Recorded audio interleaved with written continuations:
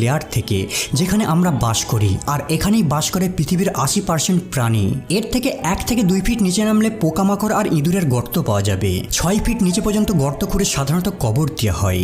এর থেকেও 13 ফিট নিচে নামলে মিশরের 3000 বছর পুরাতন রাজা তুতানখামুন আর তার ধন সম্পদ পাওয়া যাবে। প্রাচীন যুগে মিশরের রাজাদের 10 ফিটের নিচে কবর দেওয়া হতো। 20 ফিট নিচে পর্যন্ত মেটাল ডিটেক্টর মাটির নিচে থাকা মেটালকে খুঁজে বের করে নিতে পারবে। 23 ফিট নিচে নামলে আপনি কিউজি টানেল দেখতে পাবেন। ভিয়েতনাম যুদ্ধের সময় সৈনিকরা নিজেদের গোপন রাখতে, কমিউনিকেট করতে আর আমেরিকান সেনাদের উপর সারপ্রাইজ অ্যাটাক করতে এই টানেলটাকে নির্মাণ করেছিল।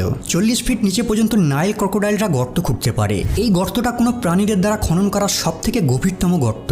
65 ফিট নিচে নামলে আপনারা দেখতে পাবেন প্যারিস কাটাকম কবরস্থান, যেখানে 60 লাখেরও বেশি মানুষের কঙ্কাল রয়েছে।